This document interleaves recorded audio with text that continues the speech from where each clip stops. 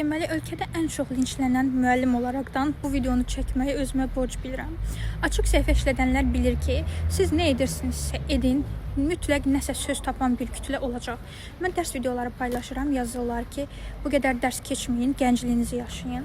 Abituriyentlərimlə maraqlı videolar paylaşıram, yazırlar ki, belə müəllim olmaz. Rəylərdə dodaq boyamın rənginə qədər qarışan bir kütlə var.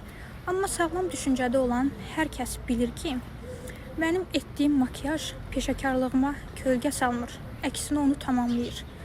Bugün bir müəllim, təəssüf ki bir müəllim belə bir rəy yazmışdı. Yazmışdı ki, inşallah bir gün evlənərsiniz və işləmədən də xoşbəxt olmağın mümkün olduğunu görərsiniz.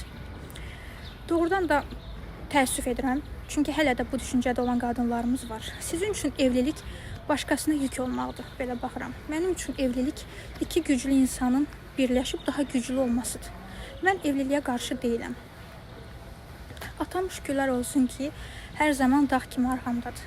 Amma mən özüm işləyib, öz ayaqlarım üzərində durmağı seçmişəm. Mən işləyirəm, qazanıram və hər şeyin ən yaxşısını özümə rəva bilərək xərcləyirəm. Mən burada sadəcə dərslərimi paylaşıram. Amma bunun arxasında öz zəhmətimlə boyadığım rəngli və dinamik bir həyat var. Deməli, düstur belədir.